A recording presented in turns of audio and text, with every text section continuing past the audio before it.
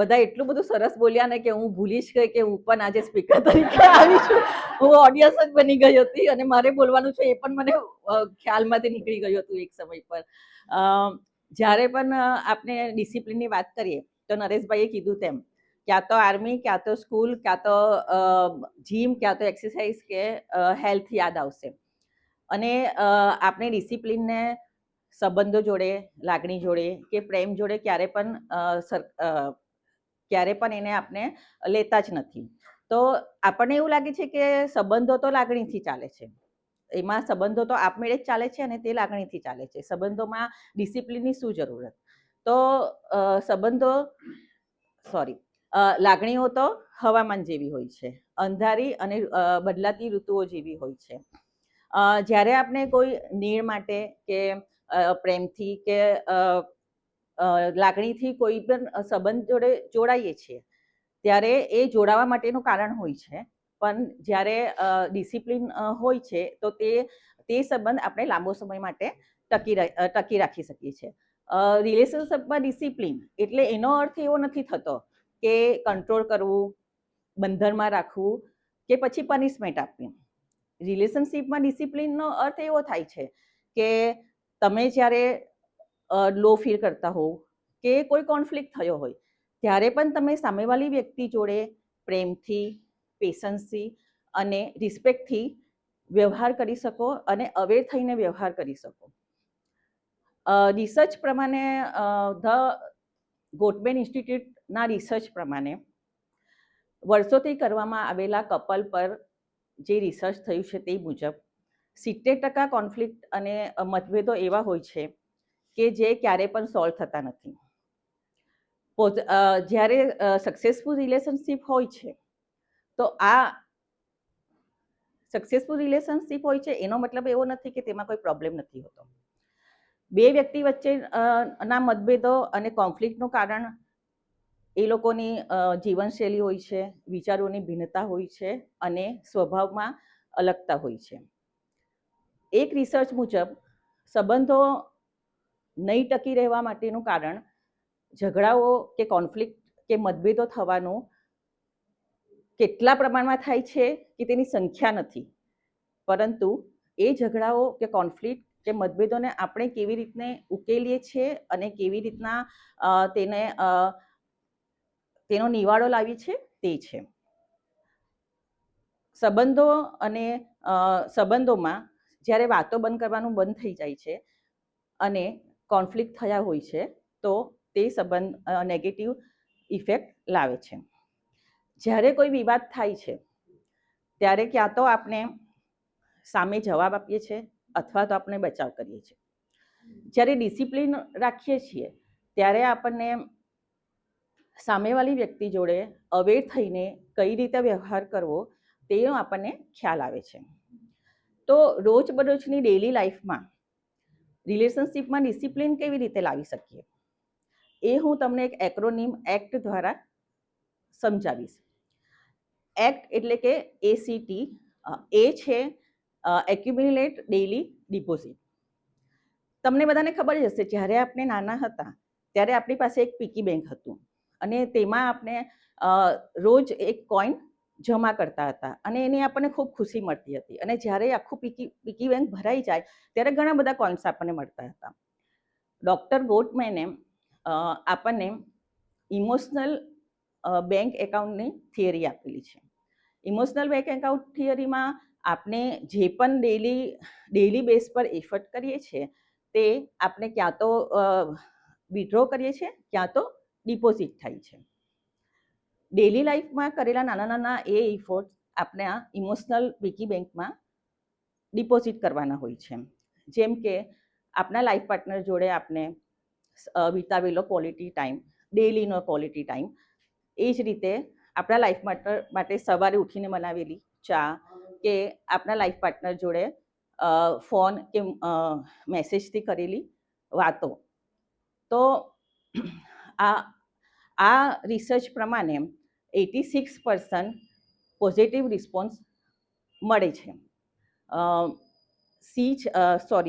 બીજું છે C, cultivate કન્સ્ટિટ્યુશન rhythm. તો આપણને એવું લાગે છે કે સાથે સમય પસાર કરવો એ વસ્તુ તો એમ જ થઈ જાય છે, પરંતુ ખરેખર એવું થતું નથી. આધુનિક જીવનમાં આપણી સ્ટ્રેસફુલ લાઈફ, ઓફિસના કામો, પરિવારના કામો અને બાળકોની જવાબદારીઓ વચ્ચે એ વસ્તુ ક્યાંક રહી જાય છે. તો તેના માટે રિલેશનશિપ એક્સપર્ટ આપણને 7-7-7 3-7ની એક થિયરી આપે છે. એવરી 7 ડે એકવાર તમે તમારા પાર્ટનર જોડે એક લંચ ડેટ કે કોફી ડેટ પ્લાન કરી શકો છો. એવરી 7 વીક તમે રૂટીનમાંથી 7 વીકમાં એક ડે તમારા માટે સ્પેન્ડ કરી શકો છો. અને એવરી 7 મંથ એક લોંગ વેકેશન. તમને લાગશે કે આવી રીતના મહેનત કરવાથી તો ડિસિપ્લિન આવશે અને તમે ફક્ત તમારા ઘરના મેનેજર નહીં બની રહેતા, તમારા સાચા પાર્ટનરના સાચા લાઈફ પાર્ટનર બની રહેશો. ત્રીજું છે T, talk it out regularly. જ્યારે પણ આપણે સાંભળીએ છીએ કે જ્યારે પણ ઝઘડો થાય તો ઝઘડો લઈને સુવાનું નહીં, અથવા તો ઝઘડો થાય તો અડધો કલાકમાં રિસોલ્વ કરી દેવાનો. પણ એક્સપર્ટના કહેવા મુજબ આવું કરવું નુકસાનકારક સાબિત થાય છે. જ્યારે બે વ્યક્તિઓના મૂડ એ ટાઈપના હોય છે ત્યારે ઝઘડો સોલ્વ કરવો નુકસાનકારક છે. જ્યારે આપણે કોઈ પણ સિચ્યુએશન એવી આવે છે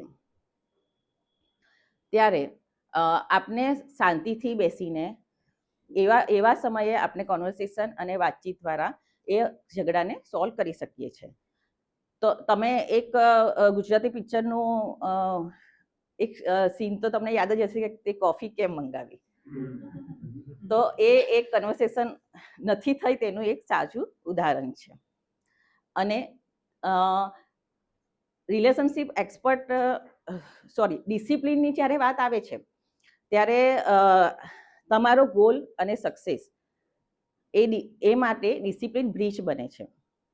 અને રિલેશનશિપમાં ડિસિપ્લિન જ્યારે આવે છે ત્યારે કાચ જેવા નાજુક સંબંધને લોખંડ જેવા મજબૂત બનાવવા માટેનો એક બ્રિજ સાબિત થાય છે. જ્યારે તમારો પાર્ટનર સમજુ હોય કે સામેવાળો વ્યક્તિ સમજુ હોય, વિચારો મળતા હોય તો ડિસિપ્લિનનું કદાચ કામ નહીં પણ પડે. પરંતુ જ્યારે તમારો પાર્ટનર અન્યની સાથે તમારા વિચારો નહીં મળતા હોય, કોન્ફ્લિક્ટ થતા હોય, તો ત્યારે આ રિલેશનશિપમાં ડિસિપ્લિન કામમાં આવે છે. તો ચાલો આપણે સંબંધો એમ જ ચાલ્યા કરશે એવી આશા રાખ્યા સિવાય સંબંધોને ડિસિપ્લિન દ્વારા વધારે મજબૂત બનાવીએ. હવે હું તમને એક એક્ટિવિટી કરાવવા માંગુ છું. એના માટે આંખ બંધ કરશો.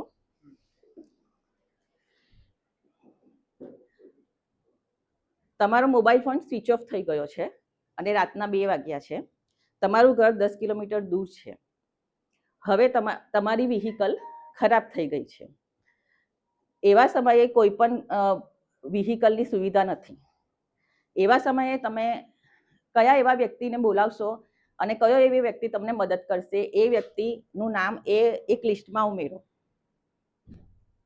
બીજું છે કયો એવો વ્યક્તિ છે કે જે તમને એવા સમયે યાદ કરશે. ત્રીજું છે જ્યારે તમે બહુ જ ખુશ હો, તમારી પાસે બહુ જ ખુશીના સમાચાર હોય અને એ સમાચાર તમારે કોઈને શેર કરવા હોય એવી વ્યક્તિનું નામ. ચોથું છે તમે બહુ દુઃખમાં હો અને એ દુઃખ તમારે કોઈને શેર કરવાનું હોય એવી વ્યક્તિનું નામ. પાંચમું છે તમારે વેકેશન પર જવું છે અથવા તો બહાર મૂવી પર જવું છે કે ક્યાંય પણ જવું છે, તમારા માઇન્ડમાં એ વ્યક્તિનું પહેલે નામ આવે છે. આ બધી વ્યક્તિઓ, હવે તમે આંખ ખોલી શકો છો. આ બધી વ્યક્તિઓનું લિસ્ટ વધીને તમે આંગળીના વેઢે ગણી શકાય એટલા 5 કે 6, વધારેમાં વધારે 8 કે 10 જ વ્યક્તિ હોય છે. આખું લાઈફ ટાઈમ આપણું આવા જ 8-10 વ્યક્તિઓની સાથે પસાર થતું હોય છે. ઘણી વસ્તુઓમાં તો એક જ વ્યક્તિ બધું હોઈ શકે એવું પણ બની શકે અને ઘણી વસ્તુઓમાં 3, 4 કે 5 પણ આવી શકે. તો આ એક્ટિવિટી કરાવવાનો પર્પસ એ છે કે આપણે જ્યારે ડિસિપ્લિનની વાત કરીએ છીએ રિલેશનશિપમાં, તો ઘણી વખત આવા વ્યક્તિઓ જોડે આપણે ડિસિપ્લિન તો રાખવાનું જ હોય છે અને રિલેશનશિપ સાચવવાના જ હોય છે, કારણ કે એ લાઈફ ટાઈમ છે. પરંતુ ઘણી વખત એવું પણ થાય છે કે આપણે આપણી એનર્જી, ઇમોશન્સ અને સમય ખોટી જગ્યા પર પણ ઇન્વેસ્ટ કરી દેતા હોય છે. એ પણ એક ડિસિપ્લિન જ છે કે ત્યાં નહીં કરવું, એ પણ એક ડિસિપ્લિન છે. તો આ રીતે ડિસિપ્લિન, રિલેશનશિપમાં ડિસિપ્લિન લાવીને અને એક્રોબિનનો યુઝ કરીને આપણે આપણા રિલેશન મજબૂત બનાવી શકીએ છીએ. Thank you.